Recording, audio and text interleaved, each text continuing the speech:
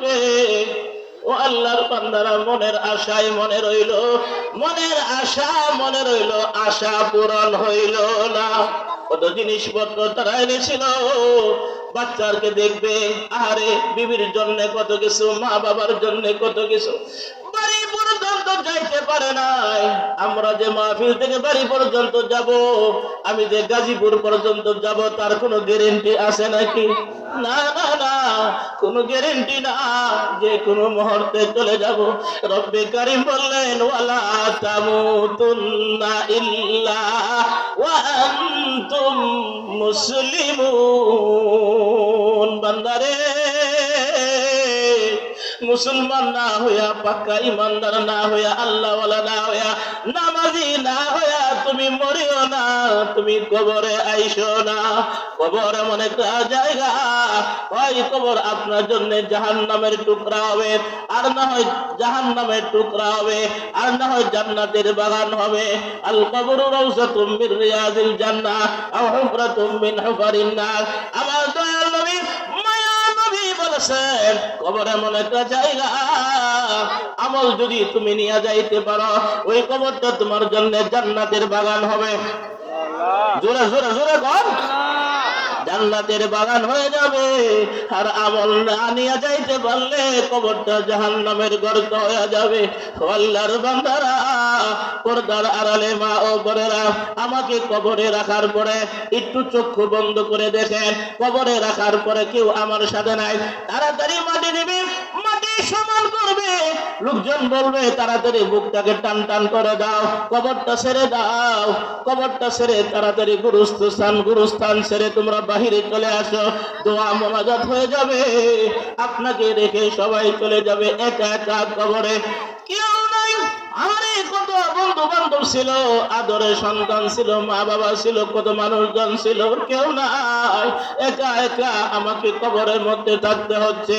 কে থাকবে কবরে? কেউ নাই, কেউ নাই, অন্ধকার আর অন্ধকার। আল্লাহর বান্দারা, এই বান্দাটাকে যখন কবরে ফেরেশতা দুইজন আয়েশা বলবে, ইয়াতিহি মালাকানি ফায়ুজলিসানিহি, দুইজন ফেরেশতা আয়েশা তাকে বসাবে। বসানোর পরে এই লোকটা জাগ্রত হবে। এতক্ষণ সে স্বপ্নের মধ্যে ছিল, তাকে গোসল করাইছে, কবরে রাখছে, একটা স্বপ্নের মধ্যে সে পাড়ি দিয়া দিছে। এখন কবরের মধ্যে বৈশা চারিদিক থেকে হাত পাও নাড়াইতেছে, নাড়াইয়া দেখে শুধু মাটি আর মাটি, ডাইনে মাটি, বামে মাটি, সামনে মাটি, পিছনে মাটি, আমার শরীরে সাদা কাপড়, আর কেউ নাই, কেউ নাই, অন্ধকার আর অন্ধকার। এখন সে বুঝবে, আমি তো হাকিকতে কবরের মধ্যে চলে আসছি। এবার তার সওয়াল জবাব শুরু হয়ে যাবে। আল্লাহর বান্দারা, এবার যখন তাকে প্রশ্নগুলি করা হবে, তাকে প্রশ্ন করা হবে, আমার দয়াল নবী, মায়ার নবী বলেছেন, চারটি আমল, চারটা বন্ধু যদি দুনিয়ার মধ্যে বানায় নিয়ে যাইতে পারেন, চারটি আমল যদি করে যাইতে পারেন, এই চারটি আমল আপনাকে কবরের মধ্যে চারিদিকে পাহারা দিবে। আওয়াজ দেখুন, সুবহানাল্লাহ। কয়টা আমল? কয়টা আমল?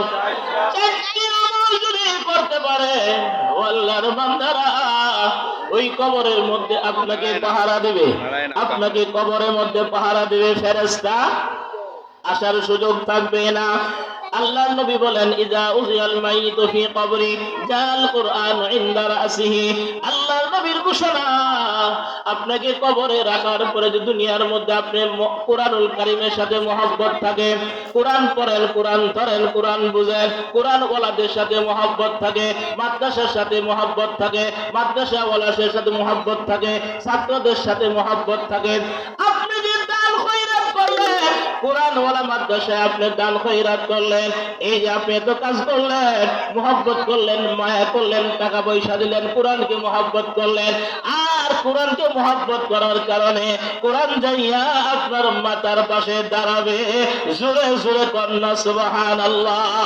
খানদানে কোরআন বুয়াতে জালাসা, খানদানে কোরআন বুয়াতে জালাসা, ফরকেরা এ নিস্তে হরসর মুফলে।